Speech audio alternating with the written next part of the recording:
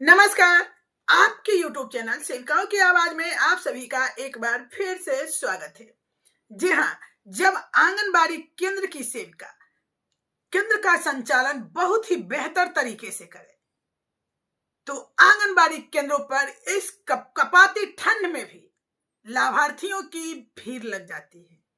जी हाँ, ऐसा ही देखने को मिला सोशल ऑडिट में। 20 दिसंबर को आंगनबाड़ी केंद्रों पर सामाजिक अंकेक्षण किया गया।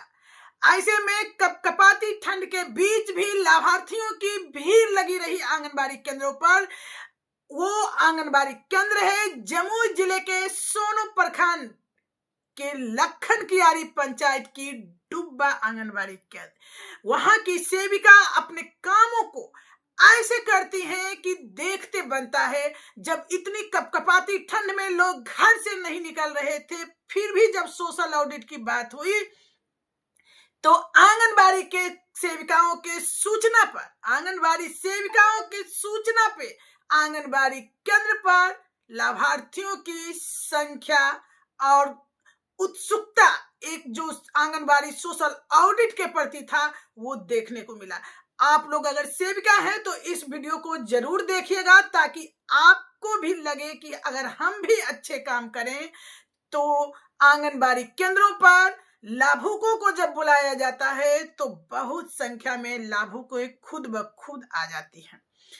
तो आप लोग देखिएगा भी और इस सेविका के लिए एक छोटा सा कमेंट में धन्यवाद जरूर लिखिएगा, क्योंकि बहुत प्यारी सेविका है और इतनी अच्छी काम करती है कि आप देख सकते हैं इस वीडियो में कि कैसे आंगनबाड़ी केंद्र पर इस ठंड में भी भीड़ लगा रहा।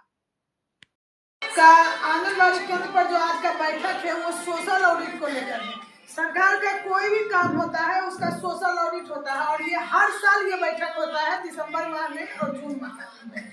तो 20 दिसंबर को हर माह में फिक्स है। अब कोई पर्व त्योहार या कुछ आ जाता है तो अलग बात है। तो ये इस बैठक की अध्यक्षता जो करेंगी वो आपकी बात सदस्य करेंगी। इस बैठक का उद्देश्य है कि सरकार का लाभ जो है आंगनबाड़ी केंद्र के माध्यम से आप लोगों तक सही पहुंचे और उसका आप लोग खुद से देख रेख करें। अब देखना क्या है कि आंगनबाड़ी केंद्र सही समय से खुलता है, आप अपने बच्चे को भेजते हैं यहाँ पे, क्या क्या लाभ आंगनबाड़ी केंद्र के माध्यम से आप लोगों को मिल रहा है, उसी का आज अंकेक्षण होना है। समझ रहे हैं आप लोग को बैठक जो बुलाया गया है उसमें आप लोगों को इसका अंकेक्षण करना है। तो आपका आंगनबाड़ी तो चलता ही है। अब देखते आपका बच्चा आ रहा है पढ़ने के लिए, आप लोगों को देखिए आंगनबाड़ी केंद्र से लाभ क्या क्या मिल रहा है। THR तो ये देती ही है, आपके बच्चे को पढ़ाते भी है और आपके बच्चे का या जब आप गर्भवती होती है तो आपके लिए टीकाकरण का व्यवस्था भी आंगनबाड़ी केंद्र पर होता है। पहले नहीं था, बहुत पहले तो लोग को टीकाकरण होता ही नहीं था। जो गरीब थे वो जा ही नहीं पाते थे, लेकिन जो समझदार थे पढ़े लिखे थे वो हॉस्पिटल चले जाते थे, अपना पैसा खर्च करके सुई टीका लेते थे। लेकिन सरकार ने अब आपका हर आंगनबाड़ी केंद्र पर व्यवस्था कर दी है ताकि आप लोग आराम से टीकाकरण बच्चे का अपना खुद का करवा सके। दूसरा चीज है कि प्रधानमंत्री मातृ वंदना योजना का लाभ भी आप लोगों को आंगनबाड़ी केंद्र के माध्यम से ही मिल रहा है। तो इसमें है क्या कि जब कोई भी महिला पहली बार गर्भवती होती है तो सरकार उसके अच्छे स्वास्थ्य के लिए, खान पान के लिए 3000 रुपए देती है और जब बच्चे जन्म लेते हैं तो फिर 2000, यानी कुल मिलाकर आपको 5000 रुपए प्रधानमंत्री मातृ वंदना योजना के अंतर्गत दिया जाता है। साथ ही अगर बच्चे वो लड़की हो तो उन्हें भी कन्या मुख्यमंत्री उत्थान योजना के अंतर्गत तत्काल उसके गार्जियन के खाते पे 2000 रुपया जाता है, यानी कुल मिलाकर आपको 60,000 रुपए मिल जाते हैं।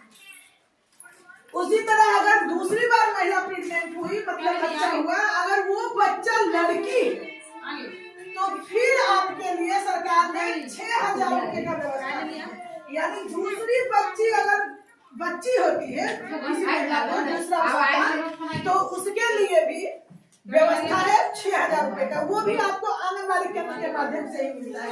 लेकिन है क्या कि उसके लिए ये नहीं है कि आपको आंगनबाड़ी उठा के पैसा दे देगी, उसके लिए आपको ऑनलाइन फॉर्म भरना पड़ता है।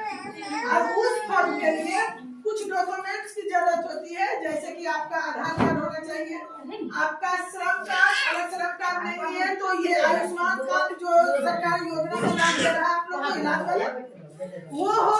वो भी नहीं है तो आपके पास अगर बीपीएल सूची में नाम है और आपको राशन मिल रहा है, उस राशन में कार्ड में नाम होना चाहिए। तीनों में कोई एक चाहिए। अगर अनुसूचित जाति से है, यानी कि आप अनुसूचित मतलब समझते हैं ना, अनुसूचित जाति से है तो आपका जाति प्रमाण पत्र पर भी मिल जाएगा, यानी 4 में कोई एक चाहिए, ठीक है। और आपका टीकाकरण कार्ड होना अनिवार्य है। तो इस तरह से आपको लाभ लेने के लिए 3 तरह का डॉक्यूमेंट्स आंगनबाड़ी केंद्र की सेविका को देना पड़ेगा, उसके बाद आप लोगों को ये लाभ मिलेगा। परवरिश योजना का भी लाभ आंगनबाड़ी केंद्र के माध्यम से दिया जाता है।